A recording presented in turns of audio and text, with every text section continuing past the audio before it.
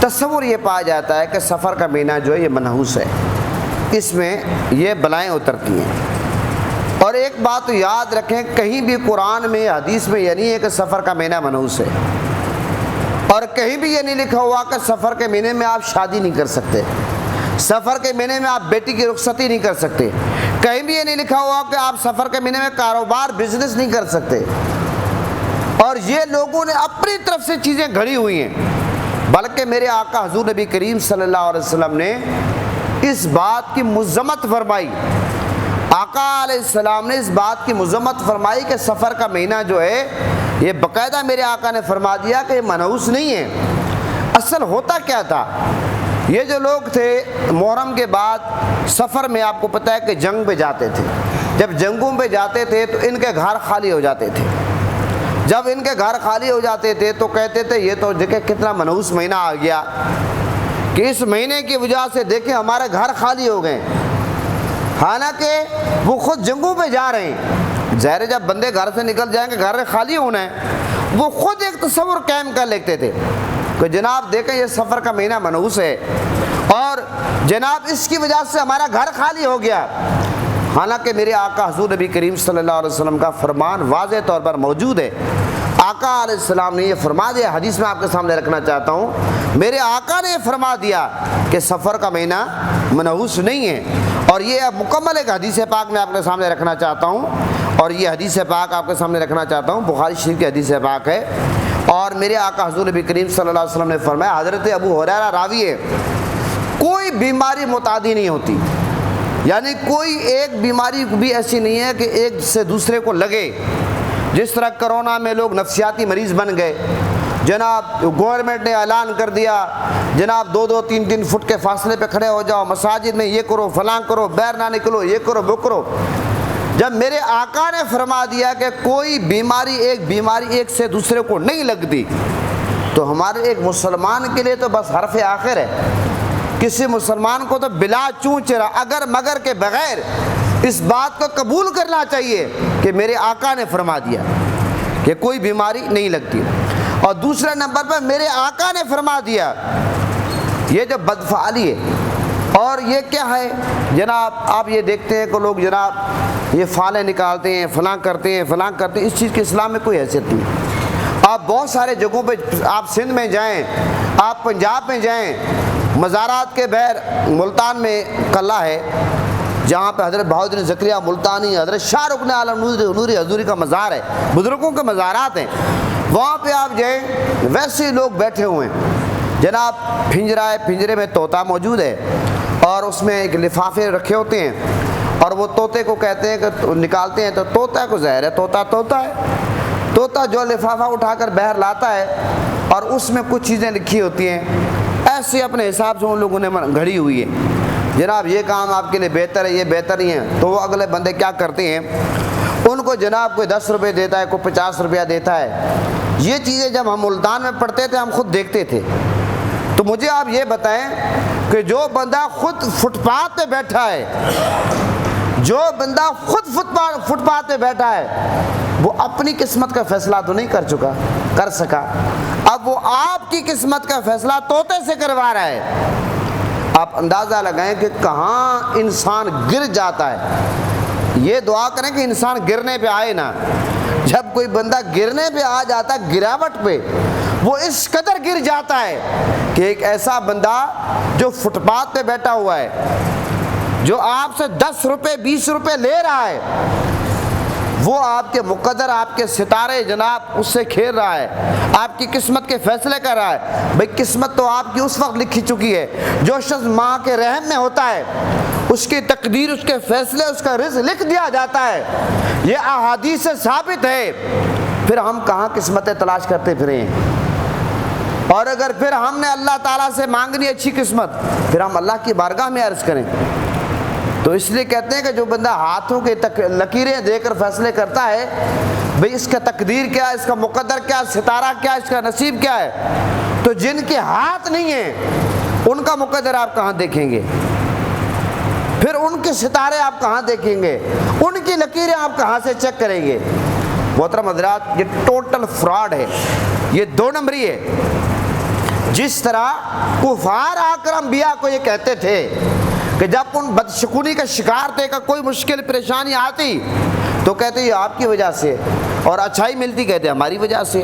جس طرح حضرت صالح علیہ السلام کی قوم کا یہ معاملہ آتا ہے، قوم ہود کا یہ معاملہ آپ نے دیکھیں، حضرت عیسیٰ علیہ السلام کی قوم کیا کرتی تھی، اور حضرت موسیٰ علیہ السلام کے ساتھ بنی اسرائیل نے کیا کیا۔ یہ سارے واقعات کو آپ پڑھیں جو میں نے آپ کے سامنے رکھے ہیں، قرآن میں نص قطعی سے موجود ہے، اور یہ تمام کی تمام چیزیں جو ہندو رسمیں ہیں وہ پاکستان میں آئی ہیں، اور پھر یہاں پر لوگ اچھے خاصے پڑھے لکھے سمجھدار لوگ ان کے چکروں میں آ کر گمراہ ہو جاتے ہیں۔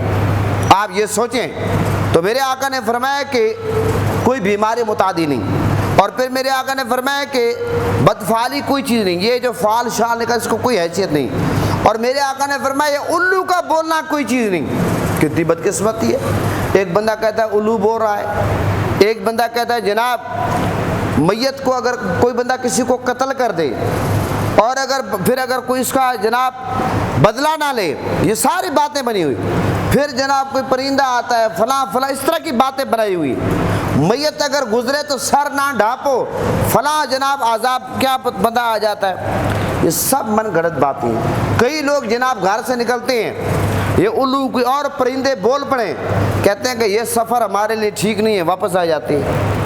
اور اگر کئی لوگ ایسے ہیں کہ اگر وہ سفر پہ جا رہے ہیں پیچھے سے کوئی بندہ آواز دے دے کہ آپ کہاں جا رہے ہیں، اتفاق سے کوئی مہمان بھی آ جائے، وہ دیکھتا ہے کہ میزبان جا رہا ہے آگے، اب ظاہر ہے مہمان دروازے پہ پہنچا ہوا، میزبان آگے جا رہا ہے تو اس نے آواز ہی دینی ہے۔ اگر ٹیلی فون کا دور تو آپ آیا، اور پھر اگر اس کے پاس بیلنس بھی نہ ہو یا نیٹ ورک نہ ہو، جس طرح آج کے نیٹ ورک کا برا حال ہوا ہے، تو اس بندے نے آواز دینی ہے، تو وہ بندے کیا کرتے ہیں جناب، کہتے ہیں کہ نہیں یہ سفر ہمارے لیے ٹھیک نہیں ہے۔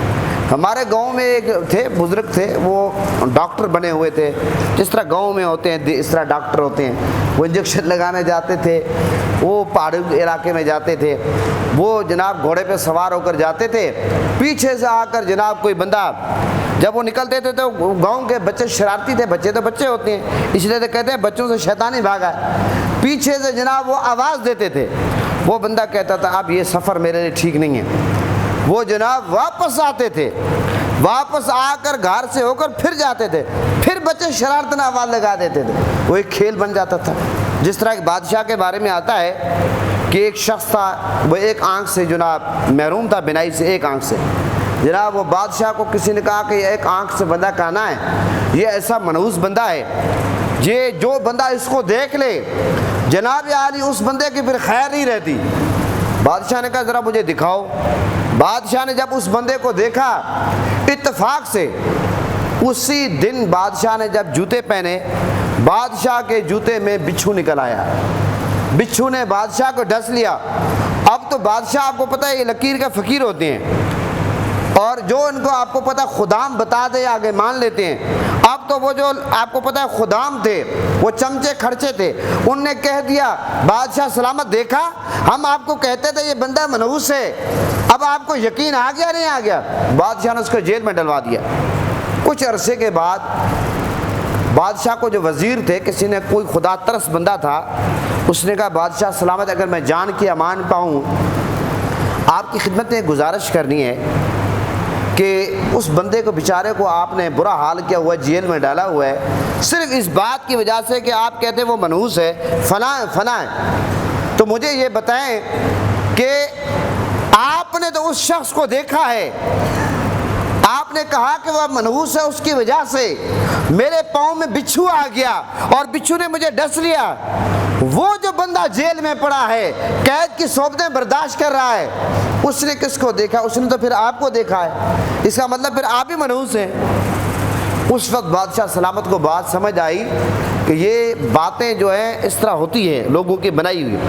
محترم حضرات، ان باتوں کی کوئی حیثیت نہیں ہے، یہ الو کا بولنا، یہ فالے نکالنا، یہ کوئی بیماری اس طرح۔ پھر آقا علیہ السلام نے اس حدیث کے آخر میں میرے آقا نے فرمایا کہ یہ ماہ سفر جو میرے آقا نے فرمایا منحوس نہیں ہے، ماہ سفر میرے آقا نے فرمایا منحوس نہیں ہے۔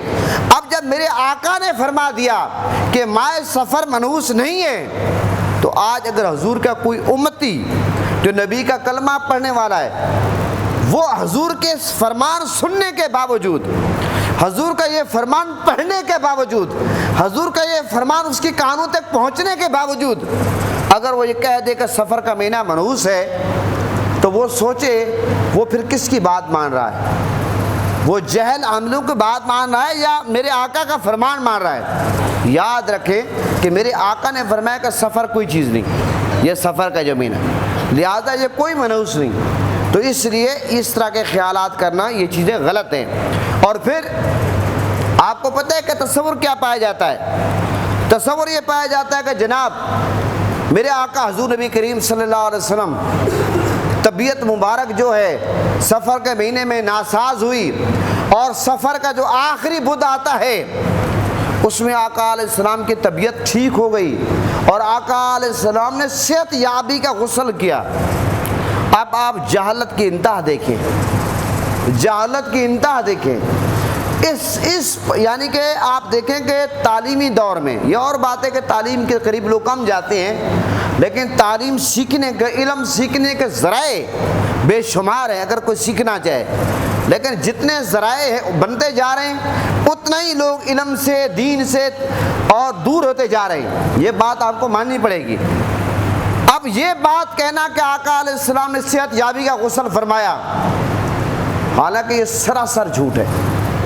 اور پھر یہ کہا جاتا ہے کہ آقا علیہ السلام نے صحت یابی کا غسل فرمایا، پھر میرے آقا حضور نبی کریم صلی اللہ علیہ وسلم جو ہے میرے آقا مدینہ پاک سے بیر تشریف لے گئے سیر و تفریح کے لیے، جناب کوئی چیز پکائی جاتی ہے فلاں فلاں، حالانکہ آقا علیہ السلام کی جو طبیعت ناساز ہوئی وہ ہوئی بھی ہے میرے آقا کی، یہ جو سفر کا مہینہ ہے اس کے آخری دنوں میں آقا علیہ السلام کی طبیعت، میرے آقا کو بخار ہوا، میرے آقا کی طبیعت ناساز ہوئی، اور طبیعت اس قدر ناساز ہوئی کہ اسی ناسازی میں ہی میرے آقا کا وصال ہوا۔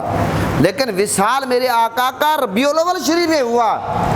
اگر کوئی یہ کہتا ہے کہ جناب سفر میں میرے آقا کی طبیعت ناساز ہوئی تو سفر کا مہینہ منحوس ہے، پھر ربیع الاول شریف کو معاذ اللہ آپ کیا کہیں گے؟ ربیع الاول تو میرے آقا کا وصال ہوا، پھر ربیع الاول شریف کو بھی آپ منحوس کہیں گے۔ پھر رمضان شریف میں، رمضان شریف کی 21 تاریخ کو مولا علی کی شہادت ہے، پھر رمضان کو بھی آپ منحوس کہیں گے۔ پھر محرم میں یکم محرم کو حضرت فاروق اعظم کی شہادت ہے، اور جناب 10 محرم کو حضرت امام حسین کا پورا خاندان شہید ہوا، پھر تو آپ کا سال کا ایک دن بھی نہیں بچے گا، ایک مہینہ بھی نہیں بچے گا۔ کسی صحابی کا وصال ہے، کسی کی ولادت ہے، کسی کا کیا ہے، کسی کے کیا ہے۔ محترم حضرات، پتہ چلا یہ سب من گھڑت باتیں ہیں، ان کا اسلام سے کوئی چیز نہیں، کوئی تعلق نہیں۔ اور خاص طور پر سفر کے یہ جو پہلے ابتدائی 13 دن ہیں ان کو زیادہ منحوس سمجھا جاتا ہے، جو کہ یہ سراسر غلط ہے۔ اور سفر کے مہینے میں بہت سارے بزرگوں کا بھی وصال ہوا ہے، اور اس کے علاوہ جناب سفر کے مہینے کو اس طرح منحوس سمجھنا بالکل یہ غلط بات ہے، اس کے اسلام میں، شریعت میں کوئی حیثیت نہیں۔ اور اگر یہ جو جناب